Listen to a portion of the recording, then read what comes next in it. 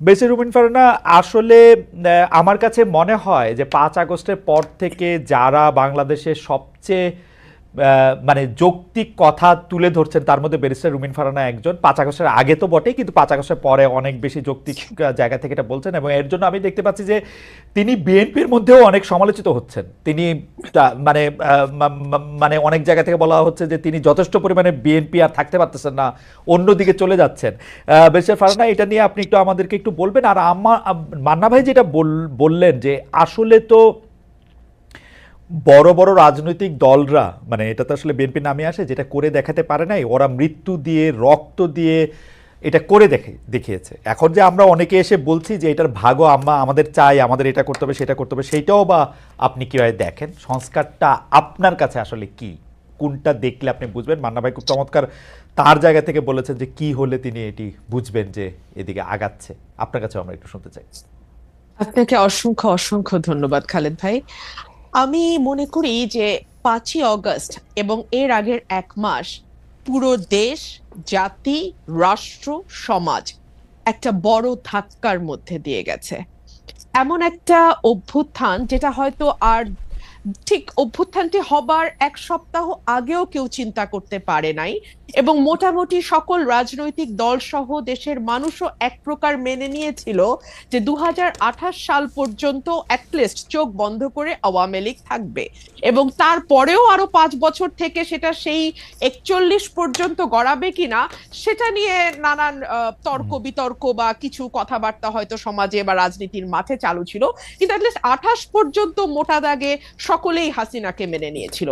কিন্তু এর মধ্যে যে হঠাৎ করে এমন একটি ধাক্কা আসবে, সেটা আজকে বুকে হাত দিয়ে সকলে যদি যার যার কাছে নিজের সৎ থেকে আয়নার সামনে দাঁড়িয়ে নিজেকে প্রশ্ন করে, আমার মনে হয় তারা তাদের উত্তরটি পেয়ে যাবে।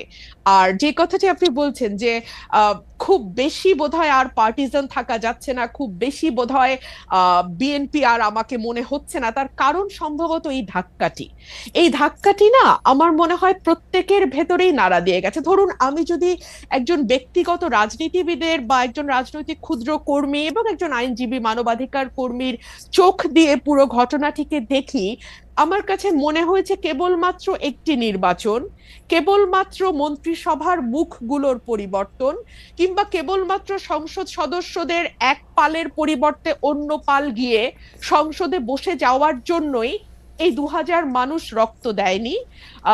আবু সাইদ একেবারে নির্ভীক চিত্তে একটা গুলি, তারপরে আরেকটা গুলি, এবং ধীরে ধীরে তার মাটিতে বসে পড়া, এই বিষয়গুলো আসলে না এক পাল মানুষের বদলে আরেকটা পাল মানুষের বসে যাবার জন্য হয়নি। এবং আমার কাছে মনে হয়েছে যে আমার চিন্তার জগতে যে বিরাট একটি ধাক্কা লেগেছে, এই ধাক্কাটি আসলে সকলেরই কম বেশি লেগেছে, কিন্তু এটার স্থায়িত্ব বা এটার ইম্প্যাক্ট এক একজনের জীবনে এক এক রকম হবে। ধরুন, আমার কাছে মনে হয়েছে যে একটি সুষ্ঠু নির্বাচন, বাংলাদেশে যদি একটি সুষ্ঠু নির্বাচনের ধারাবাহিকতা থাকতো তাহলে কি হতো? তাহলে 2014 সালে হাইলি লাইকলি বিএনপি সরকার গঠন করত এবং শেখ হাসিনা এবং আওয়ামী লীগ বিরোধী দলে বসতো। 18-তে গিয়ে হয়তো আবার তারা ক্ষমতায় যেত, 24-এ হয়তো আবার অন্য আরেকটি দল বিএনপি হয়তো ক্ষমতায় আসতো, এভাবে একটা পালা বদলের মধ্যে দিয়ে যেত। এবং পালা বদলের মধ্যে দিয়ে গেলে যে বিষয়টি হতো খালেদ, আমার কাছে মনে হয় রাষ্ট্রের যে প্রতিষ্ঠানগুলো, যেগুলোকে দুমড়ে মুচড়ে ভেঙে ফেলা হয়েছে 15 বছরে, সেই প্রতিষ্ঠানগুলোকে এভাবে হয়তো ভেঙে ফেলা যেত না। আজকে যেভাবে আমরা দেখতে পাচ্ছি মসজিদের খতিব থেকে শুরু করে একেবারে পাড়ার স্কুলের হেডমাস্টার পর্যন্ত পালিয়ে যে প্রাণ বাঁচাচ্ছেন, কারণ সোশ্যাল টেক্সচারটা পুরোপুরি নষ্ট হয়ে গিয়ে একেবারে প্রান্তিক লেভেল পর্যন্ত সকলকেই এক দলের সদস্য হয়ে যেতে হচ্ছে, এই অবস্থাতে বাংলাদেশ যেত না। একটা পাওয়ারের তো একটা ব্যালেন্স থাকে, ভার্টিক্যাল এন্ড হরাইজন্টাল। ভার্টিক্যালটা হয় রাষ্ট্র, হরাইজন্টালটা হয় সমাজ। কিন্তু আমাদের এই সমাজের টেক্সচারটাকে, সমাজের বুননটাকে খুবই সিস্টেম্যাটিক্যালি হত্যা করা হয়েছে, এবং হত্যা করা হয়েছে খুবই একটা পারপাসফুলি, একটা মানে লক্ষ্যকে সামনে রেখে। লক্ষ্যটা হচ্ছে আমাকে যে কোনো মূল্যে ক্ষমতায় থাকতে হবে। সুতরাং এইরকম ভুল যদি পরবর্তীতে কোনো রাজনৈতিক গোষ্ঠী এই ভুলটি করবার ন্যূনতম চেষ্টা করে, এই দেশের মানুষ কিন্তু মরতে শিখেছে এবং ওরা কিন্তু একটা ভীতির মধ্যে ছিল। হ্যাঁ, 15 বছর লিখতে ভয় পায়, বলতে ভয় পায়, নিজেকে এক্সপ্রেস করতে ভয় পায়, ইচ্ছা করে একটা পালের মধ্যে লুকিয়ে থাকে, সেই জায়গা থেকে বেরিয়ে এসেছে। একটু ইন্টারাপ্ট করি, আপনি যেই অবস্থাটা বর্ণনা দিলেন, আপনার মনে কি এই শঙ্কাটা রয়ে গেছে, যেহেতু আপনি শুরু করেছিলেন যে এক পাল মানুষ থেকে আরেক পাল মানুষ, আপনার মধ্যে কি এই শঙ্কা রয়ে গেছে যে বিএনপি আসলেও তাদের ইয়াটা একটা লম্বা হবে এবং প্রায় একই ধরনের জায়গা হবে, যেইটা মানে যেই আশঙ্কা মান্না ভাইয়েরও আছে, সেই আশঙ্কা কি আপনারও আছে যদি আসলে এই গুণগত পরিবর্তনটা না হয়? দেখুন, বিএনপি 17 বছর নানান রকম জুলুমের মধ্যে দিয়ে গেছে। এই জুলুমের শিক্ষা বিএনপি কতটা নিয়েছে এটা বিএনপি ক্ষমতায় আসলেই আরো পরিষ্কারভাবে বোঝা যাবে। তবে বিভিন্ন জায়গায় আমরা যেই মেসেজগুলো পাই, সেই মেসেজগুলো খুব সুখকর নয়।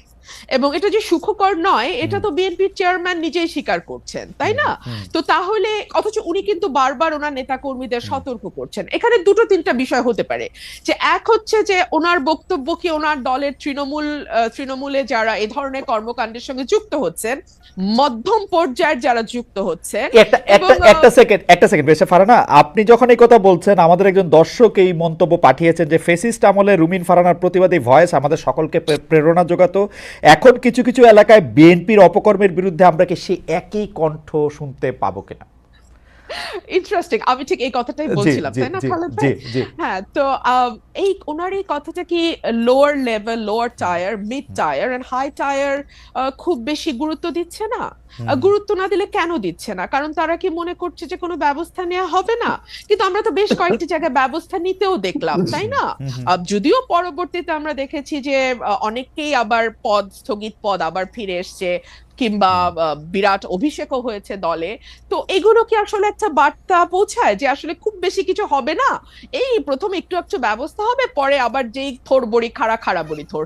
তো এই কথাগুলো বলবার একজন রাজনৈতিক কর্মী হিসেবে আমার বাংলাদেশে বসে একটু কিছু টোল আছে ডেফিনেটলি, তাই না? সো ফর এক্সাম্পল, সেই টোলটা কি হতে পারে? আমি নিজেও নিজের সাথে হিসাব করেছি।